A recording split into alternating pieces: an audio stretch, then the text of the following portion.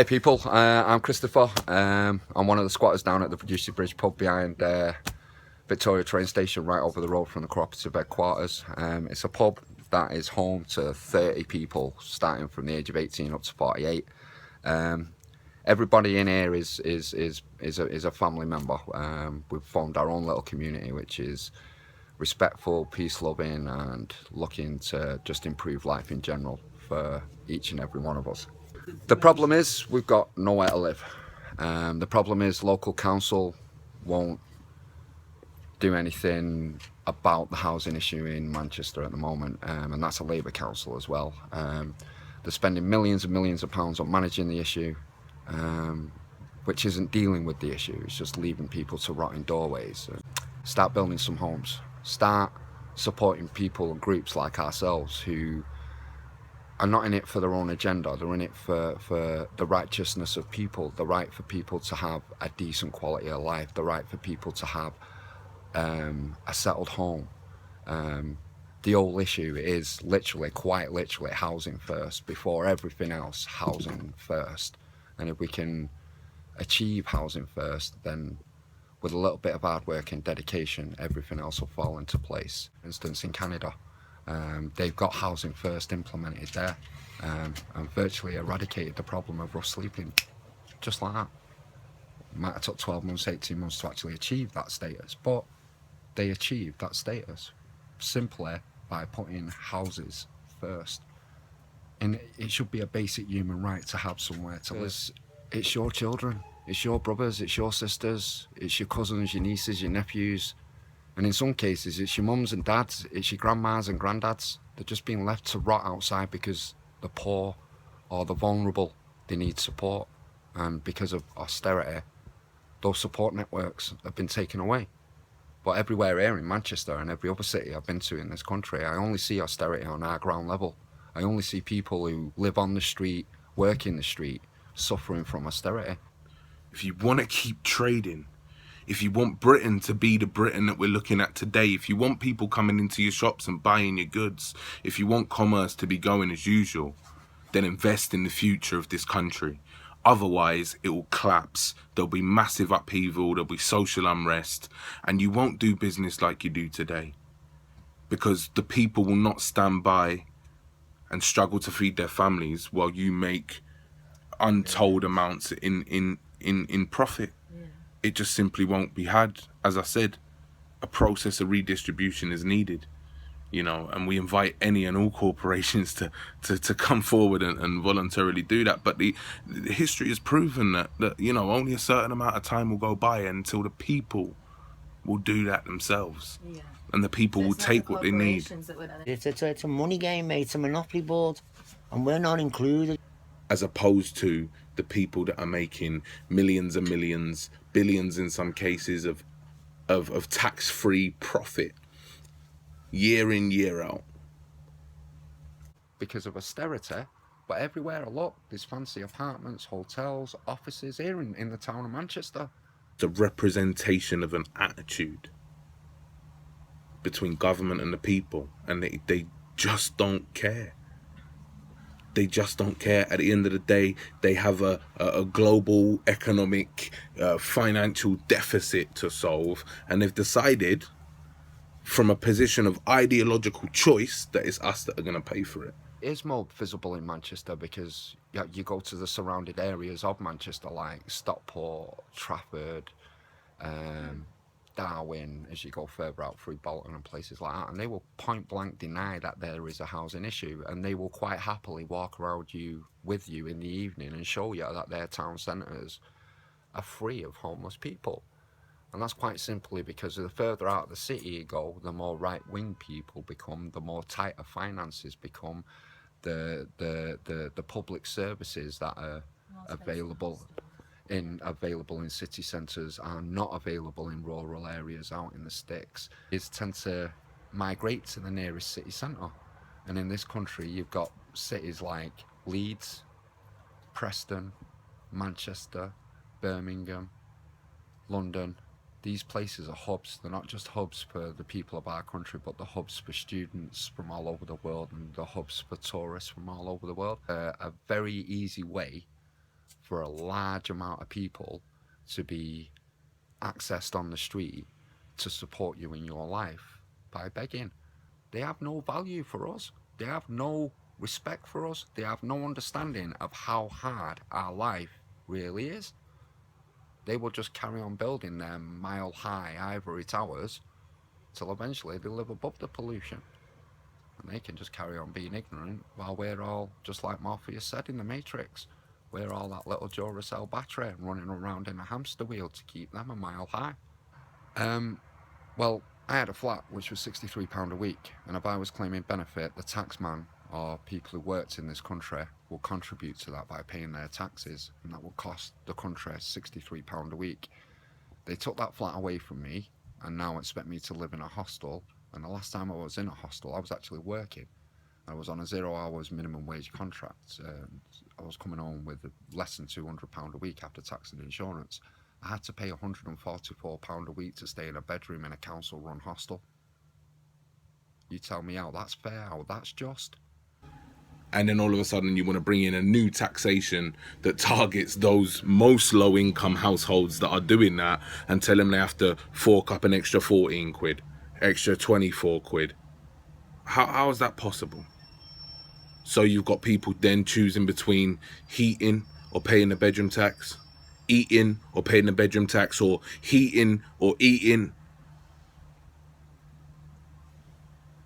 You got people that literally haven't got the ends to make them meet in the first place, or the means to make the ends meet. So how can you try and force blood out of a stone? Check away from being on the streets themselves. Criminalising homeless people because they're on the street. That's what they're doing, criminalise them. Find them on the street. See them on the street to get an £80 fine. Go to court. We have no way of paying that because we've got no benefit. We've either been sanctioned or our benefit, not entitled to benefit because we're homeless. Do you know what I mean? Because we've got no fixed address. We've got nowhere kind of stability. Right, so then go to court, we can't pay the fine. What do? They put you in prison. And what do you do in prison? Then you work for this establishment. They're going to use the poor. And you go back to the Victorian times with the sweat houses, we're in exactly the same situation. Food banks is now replaced from what was in Victorian times with soup kitchens. All we've got now is food banks. We're seeing more and more of it, and we shouldn't be seeing it. Well, what the ministers that make policies in this country don't realise, because it's a thing they've never had to face, is that there are thousands and hundreds and hundreds of thousands of families in this country that are counting those pennies down to the 50 pence, the 20 pence every week. As you come to work every day for the past 8 years, you have seen more and more and more people turn up on the streets of Manchester. Yet every councillor, every politician will have you believe that this is all because they are drug addicts, drunks, gambleraholics, reprobates or criminals. When they cut their mortgage, say they have the mortgage, they lose the job. Yeah, say they don't want to work on 0 hours contracts, which is now it's coming out, which is in a lot of places. Do you know what I mean? It's just come out now in the Aldi, yeah? They're doing 0 contract hours. If he doesn't get enough hours, how is he going to get enough money to feed his family and do his mortgage? So if he comes behind from his mortgage, his house gets possessed, then ends up on the street. It can happen just like that overnight. Do you know what I mean? I never ever thought I'd be on the street. It is hitting the middle class, isn't it? Yeah. And it does unfortunately take people to actually get hit by it and to see it firsthand for them to really, really care and want to do something about it. But when they put you in a hostel, they are putting you in a hostel with people who don't have your issues and who have far more dangerous and far more severe issues than what you have. You might not even have any kind of experience with these kind of issues, but you're going to be landed right in the middle of it, and you're going to be expected yourself to deal with that pressure. So you're going to find yourself in a house with 10 strange men. Well, 9 strange men and yourself, 10 men. 9 of them men are pretty much going to be drug addicts. 5 of them men are pretty much going to be in and out of jail on a constant basis. 3 of them men are going to be absolutely disgusting bullies, and we'll see everyone else in that hostel as a victim. 7 of them men will become exactly that, victims, in the form of drug addiction, alcohol addiction, depression, anxiety or suicide. And it's all because our local councils and our government just point blank refuse to help the poorest and most vulnerable people in this country, regardless of any other issue than the fact that it's going to cost money.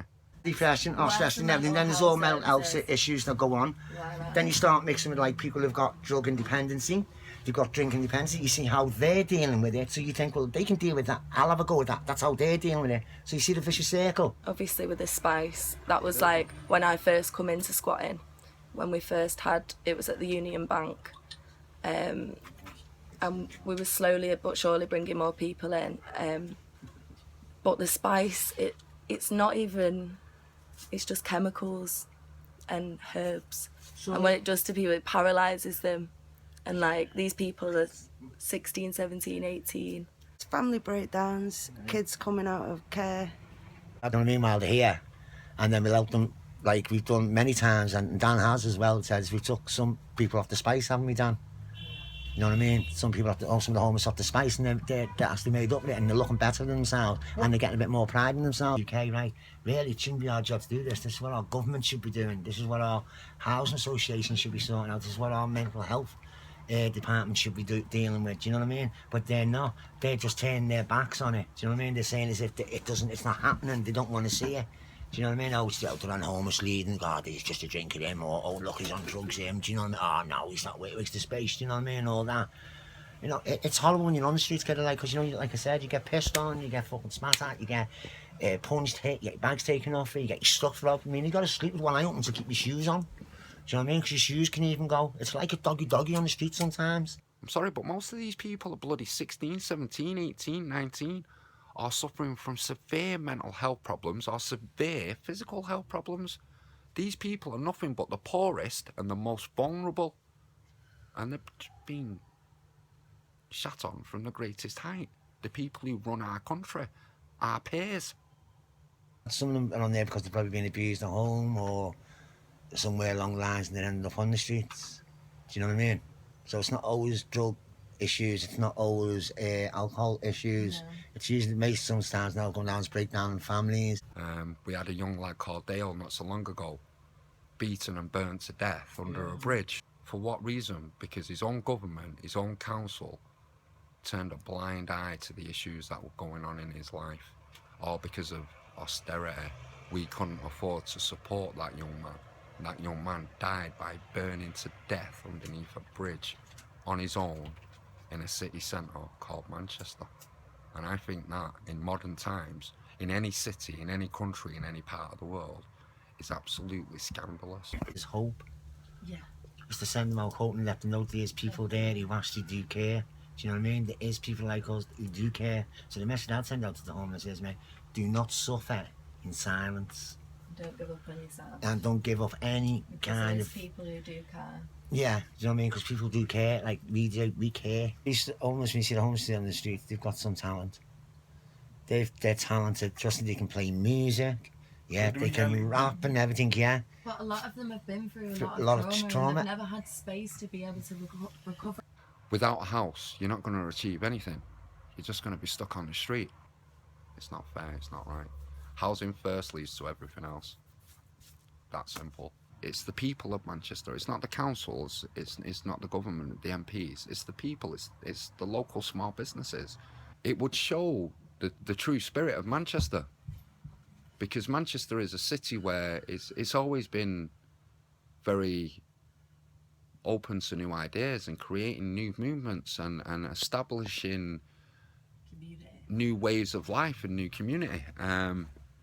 Loads of movements started here in Manchester, you know. And people do want better, and if you can show them that there is better and we can fight for that, and we are willing to put ourselves on the line to fight for it, I'm sure they will stand behind us. But we need to stop talking and materialise and actually show people that we are here, and we're not gonna go anywhere. We're here to stay. It's a vicious circle, isn't it? By actually going out, organising, mobilising the community, and saying no to sleeping in singular pods in doorways, and start to take over empty properties, start to organise yourselves, start to campaign your local government, campaign your town halls, push for better housing policies on a local government level. Clearly, central government have no intention at all in helping the most vulnerable. You know what I mean? A long time ago, people in our society decided, right, there are some people in our community that can't fend for themselves like the rest of us can. right? You know, so some people need a bit of extra help, a bit of administration. So we're going to create this body, and that body is going to make sure that everybody has what they need. They're going to make sure our community runs smoothly. This is the idea behind government and governance. So we gave that responsibility over to this body of people to actually look after our welfare and to make sure that the most vulnerable in our communities are catered for.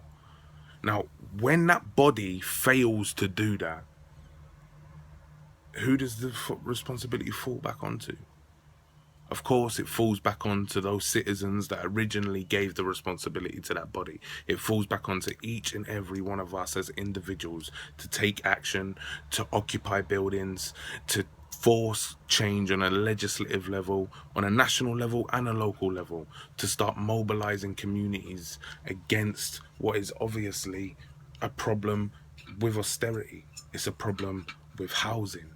It's a problem with democracy. And it's about taking that democracy back, taking that power back, and making sure that the power in this country lies with the people and it doesn't lie with the big corporations because our politicians have decided to hand it all over to them.